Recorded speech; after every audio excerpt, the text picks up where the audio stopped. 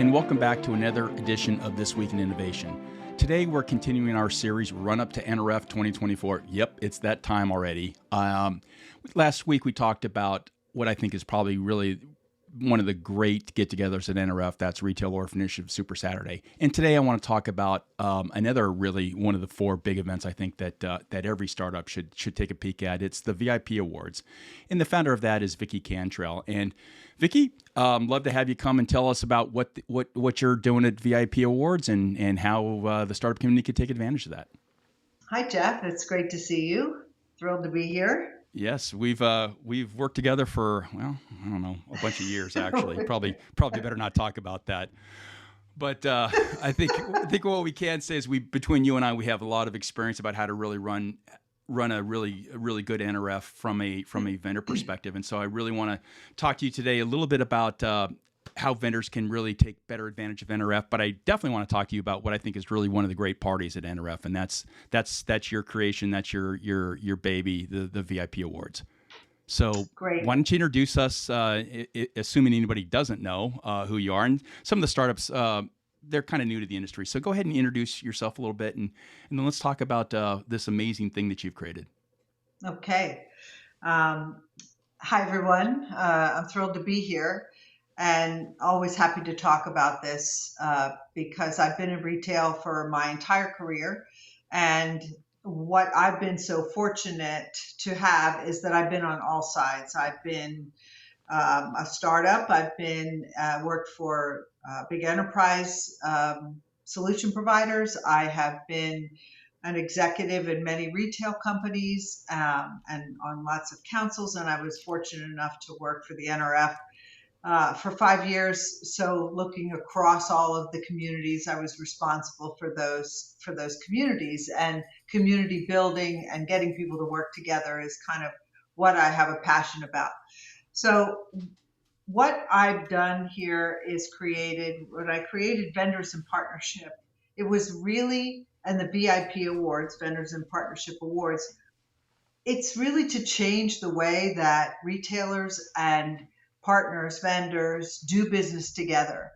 We still have that kind of buyer-seller mentality, and I've seen so many great examples of partnership where all boats rise. So there's that about really being able to celebrate great ways to do business and partnerships, but also there's no rewards, there's no awards for the vendor community in the retail industry, that ecosystem that supports everything we do. And having worked for some of them, there's a ton of value there that is just not being let out.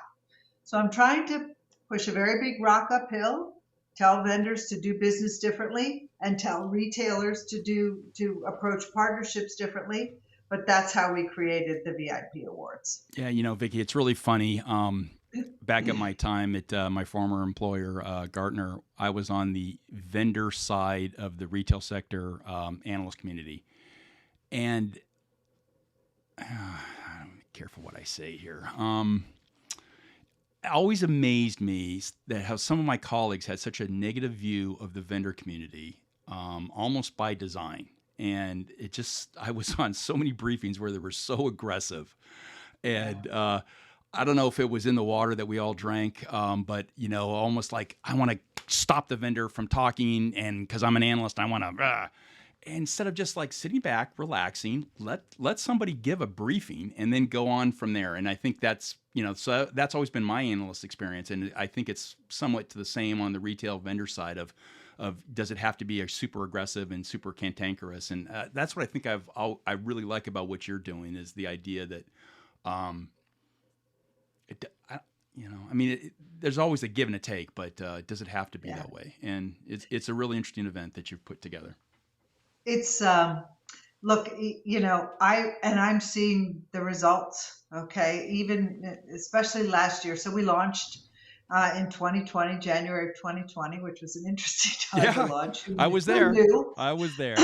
Right, and we launched then, but I have seen this past January, at the end of the night, I really went, people are really starting to get it. Okay. They understand. And part of it was the pandemic, and part of it was the work we've done, but also the success that has been realized and the way that vendors are partnering with each other. I mean, really, the name of the game is you can't do this by yourself. And so all of these factors together are helping this mentality of let's approach this together. Let's figure out how we each put skin in the game. And most important, both parties have to be transparent with each other. There's always that retailer holds back the information for all the things you just pointed out about how people feel about vendors. Like they don't want to give them too much. But my whole theme here is empathy. And if you understood what's on the other side and what the other person is dealing with, you would have so much more respect for each other and a much more fruitful partnership. The retailers have to understand how the chain of events happens for vendors and how they can support the retailer the best way. And the vendors have to really understand not the sound bites. They have to understand what they're dealing with at a deeper level, whether it be internal or the external customer. And empathy goes a long, long way in figuring out who is going to be beside you when what hits the fan. Sounds good. So let's talk about the event itself. Okay. So we're an audio only podcast. Well, we're an audio first podcast, but as many of us are now, we're all starting to move more and more into video. So there's actually a bunch of slides. For the audio listeners, I'll go ahead and put those in the show notes. They'll be in a blog that'll be attached to the audio podcast. And this one might be kind of fun to pop over on YouTube and take a look at it. Any way we're going to get the information out. Great. Let's move past this. It talks about what are the VIP awards, and I think we just covered that pretty well. Okay. It's for both of them, and we can, move forward and talk about the vision and the mission. And again, we did touch on that, but it's really important to celebrate the solution provider community for all that they do. And it's also the service provider community, the analysts, anyone who supports the retail ecosystem. And so our mission is to change the way people do business. Okay. And you'll see that we have a lot of ways to kind of push that forward. So let's go forward, because I think what's important here is our differentiator. So not only are we the only solution provider awards, there's really two types of awards. One is the solution awards. So this is where you're able to highlight and have a new way to talk about who you are and what you do and what you bring to the market. So there's whether it's a best distribution or best retail voice or best, payment solution. You can talk about what you do for this market.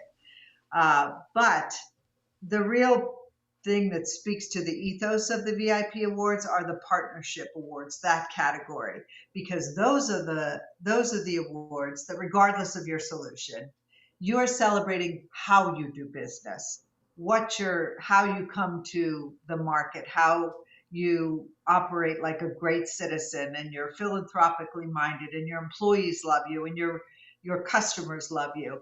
And so the partnership awards are Partner of the Year, Best Kept Secret, Best Long-Standing Partnership. So regardless of what you bring to the market, this is an award that you can apply for or be nominated for, that really talks about how you do business. And you should these are tough to get, and rightfully so, but you should be super proud if you are able to win those awards. Yeah, Vicki, you're doing it right. It's really interesting. So I'm part of a couple of companies that submitted for or part of this whole process, and the process of filling out that form and answering all those questions was quite insightful, because some of those questions that should have been really almost like, oh, boom, kind of had to think through and like, okay, what does this mean? And it's forcing the vendor community to sort of maybe think a little differently. I mean, I think intuitively, and obviously because they actually both those companies end up winning. They're doing it right, but just somehow thinking. And I found that a lot, like asking vendors for a vendor brief when I ask questions like, what's your mission? What's your, all these various things that it's literally the same form I've used for 20 years. Yeah. It's amazing to hear the gears kind of grind sometimes that vendors don't always have that way of sort of looking from the outside, then looking back in. And, it's kind of the job of an analyst. And I think that's what's really interesting. The questions that you're asking and how they have to approach it and how they have to fill out that fairly complex survey instrument to sort of to qualify. It's really, really interesting. I haven't seen anything like this ever, and it's interesting to watch vendors sort of process through that. And I think it's also really good that retailers begin to understand a little bit of, because I think you talk to some of the retail partners and they get a sense of what it's like to have to go through and sort of wrestle with some of these things. It's a really fun, interesting process. Yeah, let me say a couple things about that, because someone actually wrote to me after they went through the process. And, I don't want to dissuade people from applying, because, the partner of the year, that requires some real thought and some work.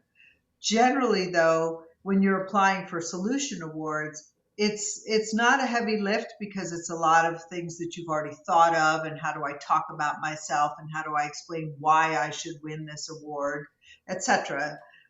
So there's a lot of times that it's not too difficult to apply, but you got to put the work in for partner of the year. But one of the interesting things was, after someone had submitted for that, they wrote to me and said, I just want to let you know and thank you for this process, because it was the first time that our team really got to stop for a minute and see just how much we've accomplished. Yeah. And we're all running 1,000,000 miles a minute, okay? Both retailers and vendors. And we don't have time sometimes to stop and say, look at what we've done, look at what we've accomplished. So I'm thrilled that that's what they got out of that. It was, a great result. Fantastic. The other thing that I wanted to talk about is, you mentioned the retailers too. And there's a couple of aspects about that. I think let's go to the next slide, and I can kind of talk about that also. So the fact that we're celebrating partnerships, this is principally vendor awards, but really the ethos is the partnerships. So there's a couple of things that I find that have kind of evolved over the few years that we've been doing this. Number one, we realize that it's not just, while we're celebrating vendors and we want them to demonstrate their partnership, the retailers have to demonstrate their partnership also. So we came up with an award that is, and my good friend Rob Garf helped me with this, and we were talking about it, okay? And so he said, there are retailers out there, and I was one of them, because this is how I approached all of the vendors I selected when I was a retail executive, is that there are retailers out there who get this and understand that the only way to do business is with this partnership mentality. And how do we celebrate them? So we created one award for a retail executive who, in fact, demonstrates partnership, teaches their teams to approach the relationship this way, promotes transparency and partnership. And so the retailers have become very involved in this over the years, because they want a better experience with their vendors. So there's several things that you can do. So vendors can nominate your own company. Anyone in the industry, retailer or vendor, can recommend a retail executive for the retail partner of the year. Anyone, retailer or vendor, can recommend another vendor. And we had a ton of retailers recommending their partners last year, and we reach out and talk to the vendors and say, "Hey, you've been recommended," and it's a big deal. And they wanted to sit with them at the event, and it was really great to see that that is kind of, you know, becoming a really important aspect of this. The retailers saluting the vendors that are doing it right. Another way to get involved is sponsorship opportunities, because by being a sponsor at this event, you are saying, this is how we do business, this is what we support, this is how we operate. And so you're talking about your partnership values. And then another way to get involved is, I'm going to tell you to buy tickets or tables early, because ticket sales, even though we're still in nominations, ticket sales are open, because we are definitely going to sell out. So I will tell you that if you want to be in the room, which we'll talk about, and what that's like, that you'll need to do something about that sooner rather than later. So, you might think, okay, what does this do for me?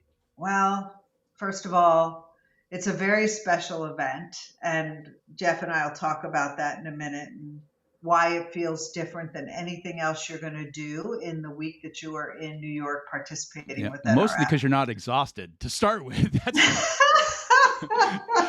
the first one out of the cannon. So you're going in there, you're fresh. The suit is still clean. The tie's phenomenal. So from a vendor perspective, being the first up that's not a bad place to be, for sure. I have to say, Jeff, you are 100% right, because look, the vendors are about to go through the most grueling, yes, for the attendees, but really for the vendors. They're the ones that power the industry. Yeah. This is their show. This is hard. Look, I was a vendor that did the show. It's hard. It's going to be a hard few days, okay? And this is your night. This is your celebration. This is your time to have fun. And you are right. You are not exhausted. And there is nothing else competing that night, which you'll see that you have lots of stuff to do in the other nights, and lots of, demands on your time. And so this is a really special night. But if you want to get involved, just to give you an idea of kind of the reach and the impact that is had, we track. So with a nomination, obviously you get a ticket to the event, but you also get assets. And if you are lucky enough to be a finalist, you get assets to be able to speak about your nomination and post that to the world. And then if you are lucky enough to become a finalist, you get additional assets, and we post and you post and customers post. And you really start to see, oh my gosh, I'm a finalist for this important award. And people are talking about it. We do public voting. We have an amazing panel of judges that is growing, because our entries are growing. And they're industry luminaries, and they really care about this. And they talk about it. And then the actual evening, I put some stats up here from past years, just so you can see that, how much activity. And I'm not going to go back and change the word Twitter to X for what happened in 2020, 2021, and 2022. That's going to be. I'm a Twitter person. I'm not. I know. But anyway, it's a lot of fun, and you get a lot of important recognition and exposure that you may not have gotten. And you're talking about yourself in a different way, with new opportunities. So I wanted to make sure that you realize and Vicki, I what think goes on it's there. Again, I think that's really important for vendors, and definitely the startup community to understand. You get a chance to get a lot of that content in the Twitter stream on Friday night, 2 days, but really before the show starts. I mean, and then we kick right into Super Saturday the next day, and we are all going to be hammering that away. So you basically can put your content and get your footprint sort of out a good two full days before NRF. And I mean, these numbers are, I would say, almost, oh, that's crazy. Except, I just see the impact on some of my tweets on X / Twitter. Yeah. It's nuts.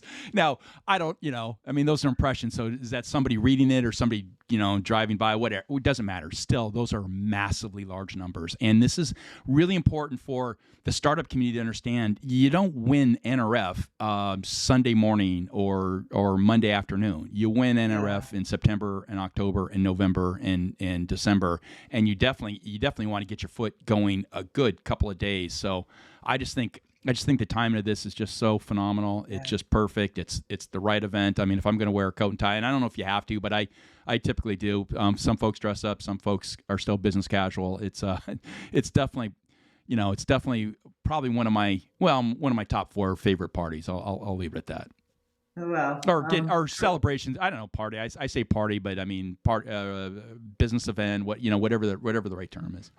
Yeah. Well, let's actually talk about the event, okay? Because people are going to want to know, but what's it like and who is there and those types of things. And we can move on to the next slide and let's talk about that. So I mentioned a few of these things. So that is an actual picture of this past January's event.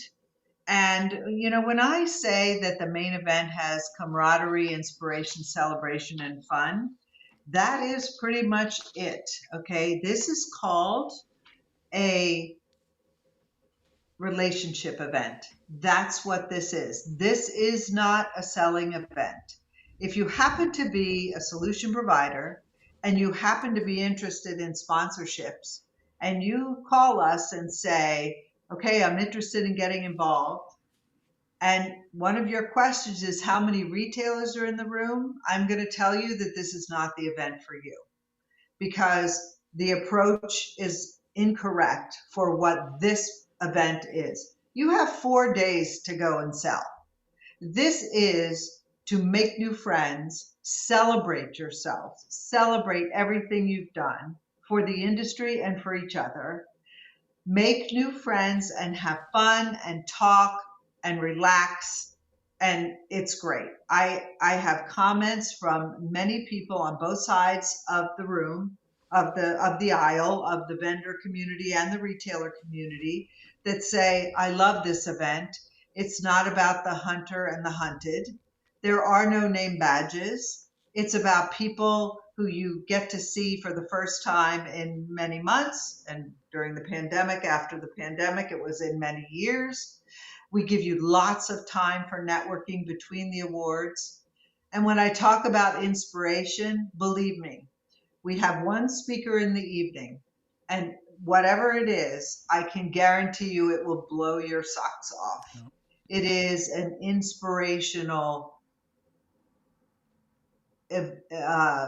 talk that really hones in about how in your life relationships are going to be what guides your life, whether it's business or pleasure or personal.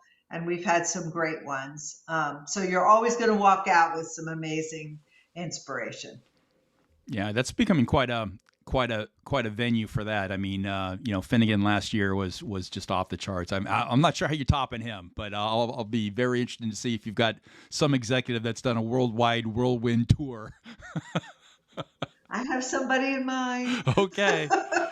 I mean, you're just It'll be amazing. keep raising that bar on that scenario. Yeah. So anyway, Jeff, it's been this has been a heck of a journey for us, and I appreciate you taking the time. There's a couple of things that you said that's really important. Now is the time to be involved in NRF because everyone is starting to ramp up, and nominations are open right now for the VIP awards. So our cycle of promoting yourself starts now. We already have nominations in. We already have several recommendations for Retail Partner of the Year that came in this past week. And nominations will close, I think, in the first week of October. So you have a few more weeks to get recommendations and nominations. Yeah, first week of October, potentially the second week of October, because then we need to go to public voting and judging and finalists. And so it's quite the process to get us to to NRF, but the real work is being done now, and the real promotion and the real exposure is happening over the next couple of months. So we're really excited. And right now I am in, we have been growing, as you know, and we launched into London and Europe this year, and the VIP awards in London are September 26th. If you happen to be in London, please come to the event. We would love to see you there. So I'm in the final throes of London right now, getting ready for our big event there in 3 weeks. So phenomenal. Well, as I said, I just think this is really just an amazing event. Highly recommend any startup or executive really check it out. I think it's there's a lot of really interesting aspects of it. Vicki, I do want to pick your brain a little bit for my startup community. Sure. How do they make a better presence at NRF? I mean, you're probably the only one of you might be the only one of two executives that really have been vendor, retailer, and NRF. So you're probably the best person on the planet to ask these. What should a startup do if they want to really do a good job at NRF? It's a great question.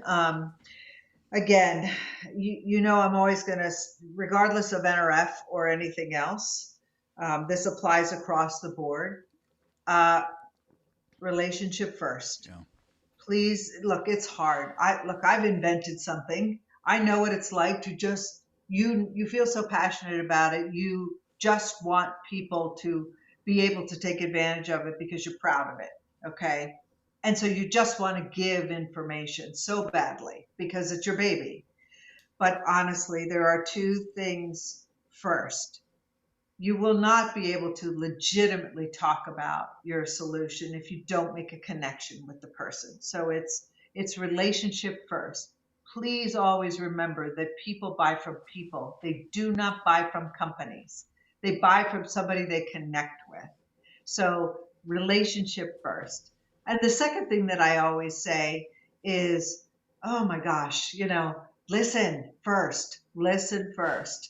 I said from the stage last year, I said, if you find yourself this evening starting to get overexcited about your product or potentially feeling like you're selling, then you need to say the word wait. And the word wait stands for why am I talking? So keep that word wait in your head. Because if you listen to them, then your service or product so well, you will find places to connect what you do and the value you bring. You'll find places to insert that in a much more meaningful way. How to do NRF is, aside from the floor and understanding all of what's out there, you really need to connect. Do the pre-work about connecting with people that are going to be there, the analyst community, the other retailers, don't bombard the retailers. They are not paying it to, I was a retailer for many, many, many years. I was not looking at that. Fortunately or unfortunately, most of the planning for schedules gets done near the end. But if you establish great relationships ahead of the show, those people will want to see you and will recommend others to see you. So anything you can do up front is really important. Yeah, that's really good advice, and I continue to be surprised at the number of startups that are in retail, have legitimate solutions in retail, but really have done a pretty weak job when it comes to any of the social media engagement. I'm a big fan of Twitter. I know now some folks are back and forth and whatever. It is what it is. I'm telling you, the conversations on technology Twitter or X and retail X Twitter /Twitter is phenomenal. I'd be careful about getting into the political stuff. That's a bit of a dumpster fire. But for us on the tech and the vendor side, it's phenomenal. And so if you don't know which analysts are covering the show, I mean, you can assume pretty much any working analyst is going to be there. So you should be following them. I'm going to create a Twitter list of all the influencers I know that are going to go there. Rethink Retail has published a list of the influencers. Follow every one of those. You should be following, I would think, a minimum 600 to 700 people or 600 accounts if you want to be active in the retail sector vendor community. It should probably be about 600. So if you're less than 600, there's some people you need to follow, and then just pay attention, and then just curate that. Pay attention to the Twitter streams and the hashtags, and dedicate a little bit of time, even throughout the show, to maybe keep a little bit of an eye on it, and just be aware of it, and reach out. The startup community, I think, tends to be. See, how do I say this politely? A little bit not great at. I think. How about this? I think the startup community does the hard things well, which is building something and raising money and getting money to do it. And I think they do the easy things poorly. And that's basically reaching out. There's probably 30, 40, 50 analysts / reporters that you need to pay attention to in retail. Probably less than that, actually. And so if you're not following every one of them, you're leaving a lot on the ground. And then certainly LinkedIn, and it's just not. It isn't overwhelming. It's really not a lot of people that you should be paying attention to. And then when you get to these events, sort of engage and whatnot. And that's the last question I want to ask you. So the room is a phenomenal room, and you walk in and there's 200, 300 people, whatever. No, this last year was 350. 350. Okay.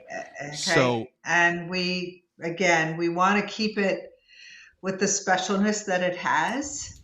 We will grow a little bit this year for sure, but it will sell out. So you walk into the room and there's 350 people there. And Vicki, you're maybe one of the top 5-6 people that I watch, and I see how you network. So what do you do? What do you tell somebody who's probably a bit of an introvert to begin with? What do you do when you walk into a room and there's 350 people? I know, and it's hard. And not only that, they're talking in small groups. Okay, so there's just a couple quick things I would say about that. One is, to your earlier point, just that you talked about right before we got onto this topic, is the more you know and understand about kind of what people are doing and what people are talking about and the different products and retailers and what's happening, what the analysts are talking about, it's just knowledge, so that when you actually will in fact meet these people, it'll click and you have something really valuable to talk about. You understand what they're saying because you've already read about it. So it's really valuable to do that upfront work. Now, when you walk in a room, first of all, people forget to look for other people that look just like them, meaning the ones that are doing this. Okay. That's a good tip. I hadn't really. I sort of do that, but I hadn't really phrased it quite like that. Like who else is interesting. And then what? Who else is standing in a group and they're not really talking because they accidentally ended up in a group and want to start a conversation. Okay. And honestly, if you walk toward a group, you will know very quickly whether that group acknowledges you. They kind of sort of spread out a little bit and know that they will welcome you in. And if they're in a heated conversation, they won't be able to do that. But if they aren't, you'll feel that and do that and then participate. So look, there are every combination of people in the room for my event, people that know each other and are tight cliques, and people that are coming as single entries or just with 2 or 3. And so we have all kinds of interesting makeups, okay? But I promise that you'll end up at a great table. I spend a lot of time on who that I know can be with that would be fun and they'll have a good time, and new people, and how do they get kind of acclimated. So we do spend a fair amount of time on that. So just suck it up, walk in, be uncomfortable, and Yes. just go forward. And Yes. it's really get you ready for the whole week. Yeah. Vicki, last question I have for you. What skills do you use now that you wish you would have paid more attention to when you were back in college? Oh my gosh.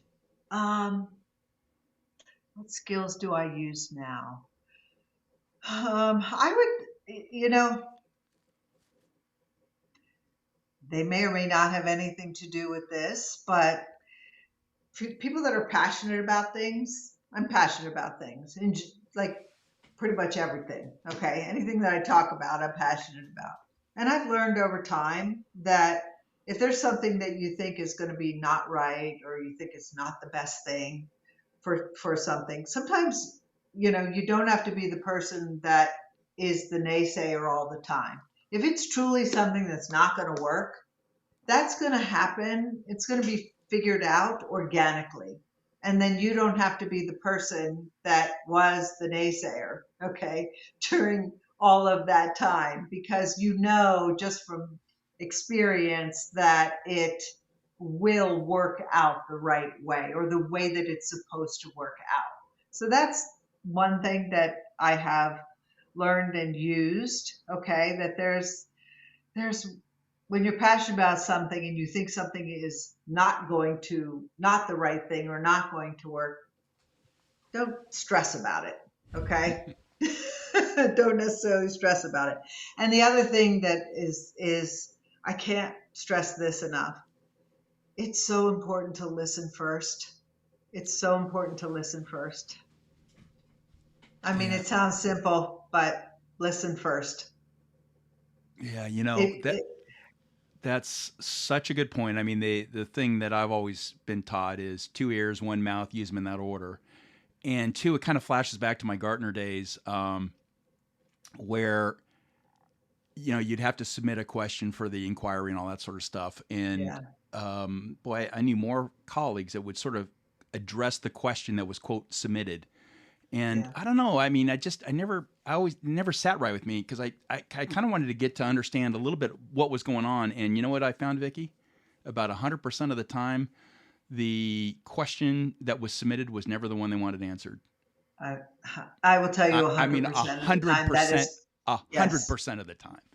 yeah, And it was just whatever because vendors sometimes, you want to make sure, I get connected to the analyst and I've been turned down, whatever. And so they'd submit some generic thing, what time is the sun rise tomorrow yeah, or something silly to sort of get through the whatever. And, you don't know that until you listen. So yeah, tell me yeah, what's going on in your company. Tell me what, interesting. So just get people talking, which yeah, means you got to listen and know, and just yeah. and then be comfortable with an awkward, silence every now and then. Oh, that's a good one, Jeff. Be You know, comfortable with it's that. hard. It's And hard because we want to fill that gap. You got to yeah, yeah, noise, noise, noise. No, yeah, just take a yeah, deep breath and think about it a little bit. Ask a question, kind of like, that's interesting. Let me think about that for a second. Because and you said, oh, sorry, no, sorry, I mean sorry. Go it ahead. just shows authenticity and you're actually thinking as opposed to just spitting something out. Authenticity is the most important, and that actually talks to what you said when you say, "Tell me what's going on in your company." I want to stress about that fine line that you better know about their company and understand them before you ever walk in a door or pick up Yeah, a phone or start an email. Okay, period. That's different than saying, like, tell me what, like, you would never say, tell me what you do, tell me what your company does. But you want to understand how yeah, they think about their company. You know what their company does, but because you did your research, or you shouldn't be sitting there. But it's, tell me how you see your challenges. Okay, tell me, because you want to hear their version of what their challenges are for their company, because that is much more authentic. I know you sell shoes and apparel, okay? But what's your challenge with the customer? What's your challenge with the economy? Those types of things. And You really need to be prepared, but listen. Yeah, no, great stuff. Relationship game, couldn't agree more. Could not agree more. And I'm stunned at the number of vendor engagements I've been in where it's just immediately just launch. Well, what do you cover? What do what are you writing about? As opposed to saying, Yeah. And the counter to that, Vicki, is when you do a vendor brief with the people that are on top of the game. Yeah. The first, typically my NRF time is I book in about hour increments, but I also include the travel time, whatever. So it ends up being about 35, 40 minutes. I can think of about 15 or 20 people, absolutely top of the game. The first 5 or 10 minutes is 100% asking about kids, stuff. But honestly, because they've done the work. Yep. They know, they've built the relationships, and so they know. And it's whether it's Pee Wee soccer or like now kids are getting into college, and so that's a whole different conversation. Yeah. Take 5 minutes. It's worth it every time. And you can always spot an analyst that's maybe a little more green, where they're nervous about that. You got to give, you got to take. It's a relationship business, and it doesn't mean you don't have to. You can't do the hard analysis. But boy, never miss a chance to build a relationship. Great stuff. That's the truth. Great stuff. Yeah. Well, Vicki, thanks for everything. Good luck in the old country, London. Yes. London, and I just what a terrific time that would be. And then I guess the next time I'm going to see you will be sunny New York City in January. I have a feeling that might be the next time we physically see each other. Physically see each other. We'll be on many planning calls in the next 3 or 4 months for sure. Many. Yes. Well, congratulations on this amazing event. Thanks. If people haven't heard, I'm a huge fan of it. I think it's phenomenal. Well worth investigating. Take a look. See what makes sense, and then let's all go have just an amazing retail 2024. Let's do it. Thanks, Jeff. I appreciate it. Okay. Bye. Thanks for giving today's pod a listen and now a view. For more info, check out the show notes, and please give us a 5-star rating. Like and subscribe, as the kids say. It really helps us grow. If you'd like to be a guest, send me a note. We're always looking for innovative thought leaders and startups really doing interesting things. And make sure to come back for next week's episode.